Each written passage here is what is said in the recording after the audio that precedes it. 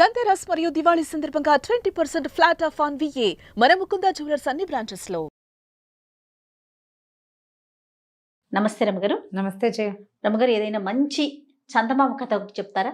గూని పెళ్లి కొడుకు కథ బాగుంటుంది సరదాగా.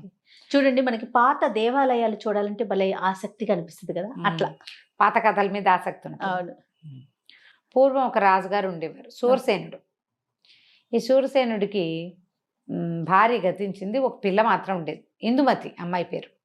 బాగుంది. ఇలా చాలా యాక్టివ్, అన్నీ తెలుసుకోవాలి పిల్ల. ఈ ఇందుమతికి ఒక దాది ఉండేది, ముసలవ్వ, ఒక మీడియం ముసలితనం అనమాట. పిల్ల ఏది అడిగినా చెప్పేది. అదేమిటి, ఇదేమిటి, ఇదేమిటి, దీన్ని ఏమంటారు, ఇది అక్కడ ఎందుకు లేదు. పిల్లలకు బోళ్ళని శంకలు వస్తుంటాయి కదా, అసలు శంకలు చాలా ఎక్కువ, ప్రశ్నలు ఎక్కువ. అయితే ఏమైంది, ఒకసారి తోటలో తిరుగుతున్నారు. పిల్ల ఒక 7 ఏళ్ల పిల్ల, అప్పటికి 7 ఏళ్ల పిల్ల తిరుగుతుంటే దానికి తొండ ఒకటి చెట్టు మీద పాకుతూ కనపడింది. దానికి బుడతలు, చిలకలు అవన్నీ తెలుసు. అదేమిటిది అది అని అడిగింది.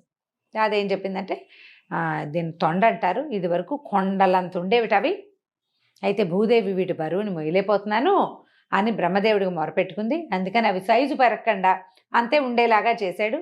పుట్టినప్పుడు ఇంత ఉంటుంది, తర్వాత ఇంత అవుతుంది, అంతే ఉంటుంది. తొండ ముదిరితే ఊసర వెళ్ళి అవుతుంది అంటారు, ఊసర వెళ్ళి కూడా అంత అవ్వదు, అది కూడా అంతే ఉంటుంది అని చెప్పింది. చెప్పేసరికల్లా ఆ తొండని పుచ్చుకుని ఆడుతూ ఉండేది. పుచ్చుకునేది. పిల్లలు చిన్నతనంలో భయమే ఇది కదా. ఏం చేసింది, వాళ్ళ నాన్న మంత్రులు అందరూ కూర్చొని మాట్లాడుకుంటుంటే ఈ తోటలో నుంచి ఓ తొండ పిల్లని పుచ్చుకెళ్ళి ఆ చేతి మీద అటు ఇటు పోతే కిలకిల్లాడుతూ తీసుకెళ్ళి నాన్న ఒళ్ళో పడేసి, నాన్న అదాట బల్లి తొండ అవి మీద పడితే కంగారు పడరు, ఆయన లేజాని కంగారు పడ్డాడు, గోల పెట్టేశాడు.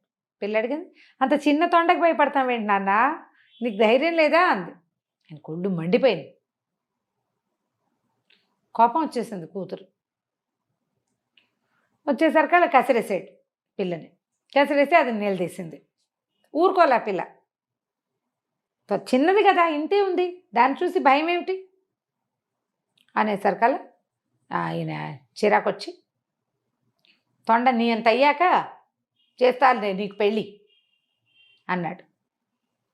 ఊరికే ఒక ఇరిటేటింగ్గా ఏదో ఒకటి మాటలు, నీ పెళ్ళి అవుతుంది, నీ పెళ్ళి అయితే బుద్ధి వస్తుంది, ఇలా మాట్లాడతారు కదా, అట్లా. ఈ వాదనలో తొండ నీ అంత దయ్యాక పిల్లకి నీకు పెళ్లి చేస్తాను అన్నాడు.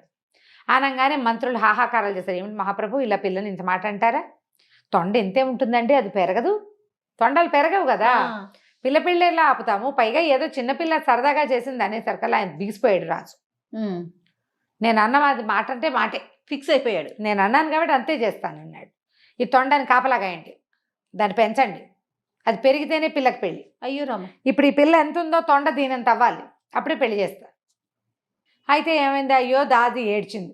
అయ్యో పిల్ల ఇందుకు నీకు పెళ్ళి అవదే అమ్మా అని ఏడిచింది. ఏడిచి ఎందుకు అవదు, తొండ పెరగదు అంది. అనేసరికల్లా బ్రహ్మదేవుడి శాపం, ఆ తొండలు పెరగవమ్మా, ఇంతే ఉంటాయి అంటే, సరే బ్రహ్మదేవుడికి దండం పెడతాని రోజు బ్రహ్మదేవుడా నాకు పెళ్ళి అవ్వాలంటే ఈ తొండ పెరగాలి అని దండం పెట్టేది ఆ బుడ్డది. పెడితే పెట్టగా విచిత్రంగా ఈ తొండకి ఏదైనా ప్రాబ్లమో లేకపోతే బ్రహ్మదేవుడే ఇది ఈ పిల్ల మొర విన్నాడో తెలియదు కానీ ఆ తొండ ఇంత పెరిగిపోయింది. అది పెరిగింది. పెరిగేసరికల్లా బాగా పెద్దదైంది, తొండ పెద్దదైపోయింది, పిల్ల పెద్దదైంది. పిల్లకు 15-14 ఏళ్ళు వచ్చాయి. 14 ఏళ్ళు వస్తే పెళ్లి చేస్తారు కదా, 15 ఏళ్ళు వస్తే అబ్బో పిల్ల పెద్దదైపోయినట్టు. సరే, అక్కడి నుంచి మంత్రులంతా చూసుకుని, మహాప్రభు అమ్మాయికి స్వయంవరమో కళ్యాణపు పత్రికలు పంపటమో చేయొచ్చు, తొండ బాగా పెద్దదైందండి అన్నారు. అనేసరికల్లా రాజుగారికి ఆయన అనేసాడు కానీ ఒక 6 నెలలు పోయేసరికి ఆయనకే దిగులు పుట్టింది. అయ్యో పిల్లకి పెళ్లి కాదు ఎట్లాగరా దేవుడా అని. కొంచెం తొండ పెరుగుతుంటే సంతోషపడ్డాడు. ఇంత మటుకు వచ్చాక ఏమన్నాడు, సరే ఆ తొండని చప్పి దాని గుండెని చీల్చండి, గుండెని తీసి బయట పెట్టండి, అది ఏ జంతువు గుండో ఎవడు చెప్తాడో వాడికిచ్చి నా పిల్లనిచ్చి పెళ్లి చేస్తా. తొండ గుండెకాయని తొండది అని ఎలా గుర్తిస్తారు, దిక్కుమాలిన ఇది కదా, పిచ్చిరాజు. అక్కడి నుంచి ఏం చేశారు, ఈవిడ మళ్ళీ బెంగపెట్టుకుంది దాది. అయ్యో ఇలా కుదురుతుంది, తప్పు, ఇది చేయలేరు. సరే ఏమనుకుంది చూద్దాం, ఆలోచిద్దాం అనుకుంది. తొండని చంపేశారు. చంపేసి దాని గుండె చీల్చి దాని గుండెకాయని ఒక గాజు పెట్టెలో భద్రం చేశారు చెడిపోకుండా. అక్కడి నుంచి దేశాల రాజకుమారులకి కబుర్లు వెళ్ళినాయి. వచ్చిన రాజకుమారులు అందరూ సూపర్లు. ఈ మన దాది ఒక్కోడిని రాజకుమారిని అట్లా చూసొచ్చి చిలకలగుట్ట రాజకుమారుడు ఎంతో బాగున్నాడు, మన ఇందుకి సరైన జోడి అని అనుకుని తనకి అంతఃపురంలో పనిచేసేందుకు 4 గూనివాళ్ళు ఉన్నారు. అంతఃపురంలో ఆడపిల్లలు ఉండే చోట తృతీయ ప్రకృతుల్ని కానీ అవును, గూని అవిటి అలాంటి వాళ్ళని కానీ అవయవ లోపాలు ఉన్న వాళ్ళని, కళ్ళు సరిగ్గా కనపడని వాళ్ళని, తేలిగ్గా పనిచేయగ అలా పెట్టుకునేవాళ్ళు. ఈ గూని వాళ్ళల్లో ఒకరిని పిలిచి, ఒరే గూనివాడ నువ్వు ఒక పని చెయ్యి, మరి చిలకలగుట్ట రాజకుమారుడు ఉన్నాడు, అతని దగ్గరికి వెళ్ళి ఈ గుండె తొండది అని చెప్పు. అతను చెప్పేస్తాడు. మన రాజకుమార్తెకి వాడికి పెళ్ళైపోతుంది, పిల్లకి పెళ్లి గండం లేకుండా తప్పిపోతుందిరా, చిన్నప్పటి నుంచి బెంగ పెట్టుకున్నాను అంటే గూనివాడు నీకు బోల్డ్ అంత డబ్బిస్తా, నీకు ఏది కావాలంటే అది ఇప్పిస్తా, అసలు రాజకుమార్తో పాటు మనం వెళ్ళిపోదాం, ఆ రాజ్యం ఇంకా పెద్దది, హాయిగా ఉండొచ్చు, అరణపు వాడంటే మనకేం పనులు ఉండవు, మన పిల్ల పనులే మనం చేసుకోవచ్చు అని వాడిని ఒప్పించింది. ఒప్పుకున్నాడు వెళ్తానని చెప్పాడు. కానీ వాడు వెళ్ళల. ఇప్పుడు రాజకుమార్తెని పెళ్లి చేసుకునే ఏకైక రహస్యం ఏమిటి? ఆ డబ్బాలో ఉన్న గుండెకాయ తొండది అని చెప్పడం. ఆ రహస్యం చెప్తే చిలకలు వాడేందుకు, తన్నైనా చేయాల్సిందే పెళ్ళి. నేనే చెప్పి రాజునవ్వచ్చుగా, కొత్త రాజుగారి ఇంట్లో గూని పనివాడిగా నేను ఎందుకు ఉండాలి అంతఃపురంలో? రాజు ఎవరికైనా ఇచ్చి పెళ్లి చేస్తాడు, అది నేనే చెప్పాలని భావించి వెళ్ళకుండా ఊరుకునేసరికల్లా మర్నాడు సభలో అందరినీ కూర్చోబెట్టారు. ఆ గుండెకాయ తీసుకొచ్చి అక్కడ పెట్టారు. ఇది ఏ జంతువుదంటే ఎవ్వరూ చెప్పలేకపోయారు. ఈ గూనివాడు అన్నాడు, మహారాజా నేను కూడా ప్రయత్నించచ్చా అంటే, ఎవరైనా ప్రయత్నించచ్చు అన్నాడు. నువ్వు పనివాడివి, నువ్వెందుకు ప్రయత్నిస్తావు అనలా. అనకపోయేసరికల్లా ఆ అబ్బాయి ఏమో చెప్పేశాడు. ఆ గూని అబ్బాయి హంప్ అనాలి, ఈ హంప్ కాస్త చెప్పేసరికల్లా ఇంకేముంది, రాజుగారు ఈ ఏ జంతువు గుండెకాయ అయితే వాడికి ఇచ్చి పెళ్లి చేస్తాను చెప్తాడో పెళ్లి చేస్తానని చెప్పాను కాబట్టి మాట అంటే మాటే, ఇక్కడ మాత్రం పట్టుకున్నాడు. మాట అంటే మాటే కాబట్టి పిల్ల పెళ్లి నిశ్చయమైపోయింది. రాజకుమారులందరూ తెల్లబోయారు. వివాహం చూసి వెళ్ళండి మీరంతా అని అందరికీ సకల రాజ మర్యాదలు చేశారు.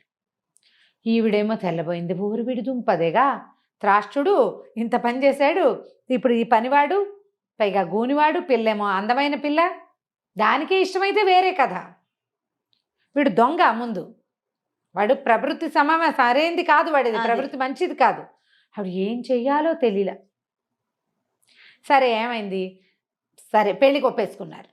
ఈ అంతఃపురంలోకి గూనివాడు వస్తుంటే ఆ మిగిలిన ఫ్రెండ్స్ ఉన్నారుగా, వాడికి మొత్తం 4 కదా, వాళ్ళందరూ నన్ను అడిగారు, ఏరా నువ్వు రాజకుమారిని పెళ్లి చేసుకుంటున్నావు, మరి మాకు తగిన బహుమానాలు ఇవ్వు, మనం అందరం స్నేహితులం కదా అనేసరికి, నేను రాజు అవుతున్నాను, మీతో నాకు స్నేహం ఏమిటి, పోపండి అన్నాడు. పొమ్మనేసరికల్లా వీళ్ళు 3 బిక్కమొహాలు వేసుకుని యువరాణి దగ్గరికి వెళ్ళారు. మరి మా స్నేహితుడు మిమ్మల్ని పెళ్లి చేసుకోబోతున్నాడు యువరాణి, మరేమో మాకు ఏమి ఇవ్వనన్నాడు, ఏమి ఇవ్వను, అసలు మిమ్మల్ని ఉండనివ్వని భూమి మీద అన్నట్టుగా మాట్లాడేశాడు, మరి మీరు ఏదైనా మాకు ఇస్తారా అని అడిగేసరికల్లా ఈవిడేమంది, వాళ్ళతో పెట్టుకోవద్దు, నా పెళ్ళి అవనివ్వండి, నేను మీకు ఇంత కావాల్సినవి ఇస్తాను, మిమ్మల్ని మా దగ్గరే ఉంచుకుంటామని చెప్పింది. ఇంతలో ఏమైంది, మాటల సందడి వినపడుతోంది. రాజుగారు పెళ్లి కొడుకు అంటే ఆ హంపబ్బాయి ఇద్దరు వస్తుంటే ఈవిడేం చేసింది, అంతఃపురానికి ఈ అమ్మాయి ఉన్న గదికి ఒకటే తలుపు ఉంది, వీళ్ళని ఇంకో చోటకి పంపలేక పెద్ద భోషాణం పెట్టుంటే, ఒరే మీరు 3 ఇందులో దాక్కోండి, మా నాన్నను అతను చూశారంటే ఏమంటారోను అని ఎక్కిచ్చింది, మూత పెట్టేసింది. వాళ్ళిద్దరూ లోపలికి వచ్చారు. రాజు ఆడిన మాట తప్పకపోవటం, ప్రజల్లో అందరిలోకి మనకి ఎలాంటి ఇవి ఉంటాయి, గూనెబ్బాయిని పెళ్లి చేసుకోనని అది నేను వనకూడదు, పతివ్రత ధర్మాన్ని పాటించాలని కూతురికి 1 గంట బోధించాడు. మనం చెప్పాం ప్రజల్లో ఒకటేసారి, మనం అందరికీ ఏమిటి వాళ్ళందరి ముందు ప్రమాణం చేశాను, ఆ ఏ జంతువు గుండెకాయ అని ఎవడు చెప్తాడో వాడికి ఇచ్చి పిల్లని పెళ్లి చేస్తానని, కుంటి గుడ్డి గూని ఎవరన్నా సరే వాళ్ళకి ఇచ్చేయాల్సిందే, కాబట్టి నువ్వు నా మర్యాద కాపాడాలమ్మాయి అని కూతురికి నచ్చ చెప్పాడు. సరేనంది. ఇద్దరు వెళ్ళారు. వాళ్ళు వెళ్ళడానికి 1 గంట 2 గంటలు పట్టేసరికల్లా సరే భోషాణం పెట్టి తీసింది. వాళ్ళు వెళ్ళాక ఆ లోపల కూర్చునున్న 3 ఊపిరాడక చచ్చిపోయారు. నిర్ఘాతపోయింది రాకుమారి. ఏమిటో వీళ్ళకి హెల్ప్ చేద్దాం అనుకుంటే వీళ్ళు కాస్త పోయారు, బహుమతులు ఇద్దాం అనుకుంది. ఇప్పుడు ఏం చేయను, గబగబా దాదిని పిలిచింది. దాది కొంప మునిగిపోయింది, ఇదిగో చూడు ఇలా అయ్యింది అని చెప్పేసరికల్లా సరే ఇప్పుడు దాది ఏం చేసింది, నువ్వు మాట్లాడిపాక తెల్లవారే లోపల వీటి సంగతి చూస్తాను నేను అని చెప్పేసి ఒక శరీరాన్ని బయటికి తీసింది, ఒకటి బాడీని తీసి ఒక గోను సంచిలో మూటగట్టి అక్కడి నుంచి సముద్ర తీరంలో ఉండే ఒక జాలర్ అబ్బాయిని కేకేసుకొచ్చింది.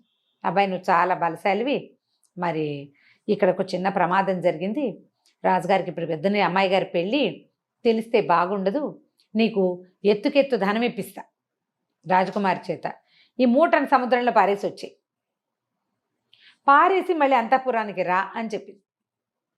ఆ మూట మోసుకెళ్ళాక ఏం పారేస్తున్నారో చూద్దామని మూట తీశాడు.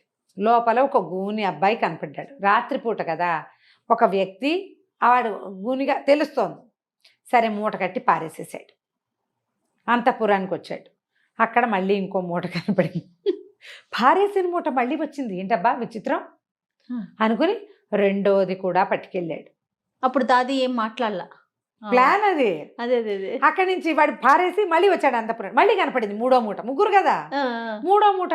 ఓరి గూని వెదవా, నేను నిన్ను పారేస్తే మళ్ళీ వస్తున్నావు, ఎట్లాగురా నీ సంగతి అని చెప్పేసి మళ్ళీ తీసుకెళ్లి మూటను పారేశాడు. నాలుగోసారి వెనక్కి వచ్చాడు. వచ్చేసరికి పెళ్లి కుమారుడు ఉన్నాడు కదా, ఈయన ఏం చేస్తున్నాడు, అప్పుడే మెట్లెక్కుతున్నాడు. మెట్లెక్కుతుంటే ఈ బలాఢ్యుడైన జాలర్ అబ్బాయి ఏమనుకున్నాడు, హౌరవురా 3 సార్లు మూట కట్టి పారేసిన మంచి బట్టలు వేసుకుని వెళ్తున్నాడు గూని వెదవా, వీడి సంగతి చెప్పాలని ఏం చేశాడు, వెనక నుంచి అధాటన కొట్టాడు ఒక దెబ్బ. వాళ్ళు చంపితే చావట్లా, నువ్వు నా చేతి దెబ్బకి చావకేం చేస్తావు, నేను ఆంజనేయ స్వామి భక్తుణ్ణి అని చెప్పి నా ఫటాఫటా కొట్టేశాడు. కొట్టేసరికల్లా అయిపోయింది. పక్క నుంచి చూస్తోంది కొట్టడం. ఏమిట్రా నాయన ఇంత పని చేసావు అనేసరికల్, కాదు బామ్మ అది నేను 3 సార్లు పడేశాను, మళ్ళీ వచ్చాడు, వీడి సంగతి చెప్దామని నేనే కొట్టాను, నీ వల్ల కావట్లేదు, వాడు వచ్చేస్తున్నాడు, పట్టు సంచి పట్టరా వీడిని కట్టేద్దాను. కట్టేసి తీసిపోయాడు. పడేసి ఈసారి వచ్చాక ఏమీ లేదు. ఇప్పుడు 4 బాడీలు వాడు పారేశాడు. కానీ వాడు పారేసింది ఏమిటి, ఒకటే అని వాడి భావన. ఓహో, ఇప్పటికీ కూడా మరి అంతేగా, వాళ్ళు నలుగురని వాడికి ఏం తెలుసు. అక్కడి నుంచి వాడికి డబ్బులు ఇచ్చి పంపేశారు. తెల్లవారింది, పెళ్లి కొడుకు రాలా, లేడు పెళ్లి కొడుకు. మొత్తం అంతా వెతికిచ్చారు, ఏమైపోయాడు అని వెతుక్కున్నారు. వెతుక్కుంటే దాది ఏం చెప్పిందంటే, మీరు ఆ బాయికి ఇద్దామనుకున్నారు, వాడు ఆనందంతో ఎగిరి రాత్రి మద్యం తాగాడు, మెట్లు జారి పడిపోయాడండి, పుసుక్కుని పోయాడు, వాడి ప్రాణం ఎంత, పెళ్ళైతే చేద్దామనుకున్నాం కానీ అప్రదిష్ట మనమే ఏదో చేశామనుకుంటారని నేను సముద్రంలో పారేయించాను, కాబట్టి వేరే పెళ్లి కొడుకు ఇచ్చి పెళ్లి చేస్తున్నామని చెప్పేద్దాము, అతనే వద్దన్నాడని ఒక ఉత్తరం రాసుకుందాం మనమే. నాకు తెలిసిన విషయం చెప్పాను కానీ రాజకుమారిని పెళ్లి చేసుకునే ఉద్దేశం లేదు, అమ్మాయిని అనురూపమైన వరుడికి ఇచ్చి పెళ్లి చేయండి, ఇది నా అనుమతి, పోటీలో గెలిచిన వాడిగా ఇది నా అనుమతి అని ఉత్తరం రాయించి ఇగో పెళ్లి కొడుకే రాశాడు అని చెప్పి చూపించేశారు. అదే కదా. అక్కడి నుంచి చిలకలగుట్ట రాజకుమారుడు మన ఇందుకు సరిపోతాడండి, ఆ పిల్లాడికి ఇచ్చి పెళ్లి చేసేయండి అని వాళ్ళు ఒప్పుకున్నారు. అమ్మాయికి నచ్చిన వాడికి ఇచ్చి పెళ్లి చేయాలని. అమ్మాయికి చిలకలగుట్ట వాడు బాగున్నాడమ్మా అని దాది నాన్న ఇద్దరూ చెప్పారు. చక్కగా ఇందుమతి స్వయంవరం అయిపోయింది. నలుగురు కాస్త అత్యాశ పడ్డందుకు, ఒకడు ఆశపడ్డందుకు పాప మిగిలిన వాళ్ళు కూడా పోయారు, వాళ్ళు ముగ్గురు కూడా పోయారు. ఇది హాస్య కథగానే తీసుకోండి కానీ అంతకంటే ఇంకో రకంగా అంతే అంతే కథ కంచికి చాలా బాగుందండి. దాది ఐడియా సూపర్. అదే. రైట్ అమ్మ గారు, నమస్తే. నమస్తే.